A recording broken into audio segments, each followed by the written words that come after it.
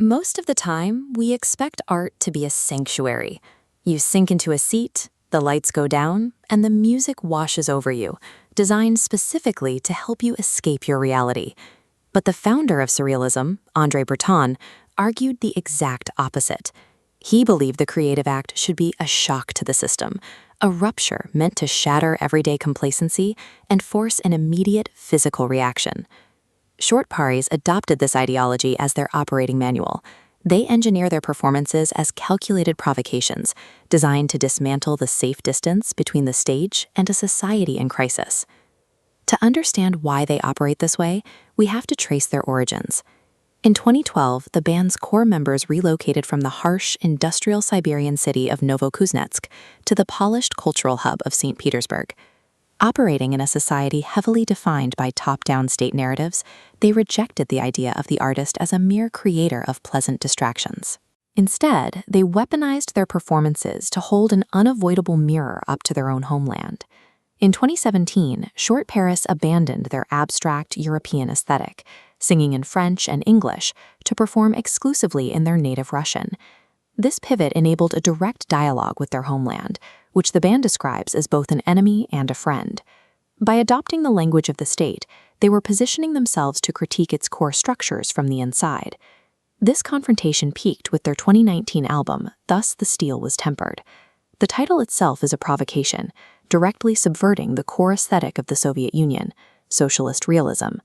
Socialist realism was the only art style permitted by the state, mandated to depict life as a relentlessly optimistic ideal. The foundation for this was the 1936 propaganda novel, How the Steel Was Tempered, dedicated to molding the ideal Soviet citizen. Shortparis hijacked that iconic title and twisted it. They used it to frame an album, exploring everything the official narrative actively erases: domestic violence, xenophobia, and economic despair. By taking a beloved tool of historical state media and inverting its meaning, they forged a modern weapon of cultural critique. But their lyrical subversion is only half the equation. The real confrontation happens during their live performances, where they engineer physical and mental disruption in the crowd. To do this, they rely on a theatrical concept developed nearly a century ago by German playwright Bertolt Brecht, known as the Verfremdungseffekt, or the estrangement effect. The estrangement effect requires constantly shattering the theatrical illusion. Breaking that invisible wall stops the crowd from getting lost in the emotion, forcing them to step back and intellectually analyze the highly constructed performance playing out in front of them. Frontman Nikolai Komyagin applied this anti-art philosophy directly to the band's concerts. He actively prevented crowds from simply vibing out to the rhythm, intentionally creating moments of jarring discomfort that forced people to question what they were experiencing. For Shortparis, the creative impulse itself is an enemy to be fought. Their art is a calculated, mechanical system designed specifically to disrupt the illusion of normalcy. In modern Russia, this level of radical confrontation comes with severe real-world consequences.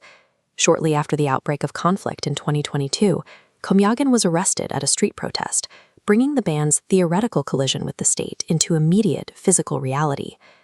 The band responded the only way they knew how. They stripped away the military aesthetics they had previously explored and released a dark, funereal version of their music, reflecting the bleakness of the moment. When the government moved to shut down Moscow's renowned Gogol Center Theater, Shortparis participated in one of the institution's final plays. By performing a tribute to a historically censored Soviet-era artist inside that specific venue, they drew a line between the state's suppression of the past and the reality artists face right now. In 2026, Komyagin passed away.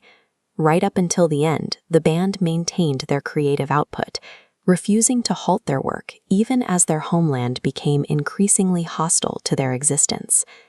In a culture engineered to distract and soothe its citizens, Shortparis proved that manufacturing discomfort is the most honest form of expression. When a society is sleepwalking, forcing people to confront the truth might be the only tool left to wake them up.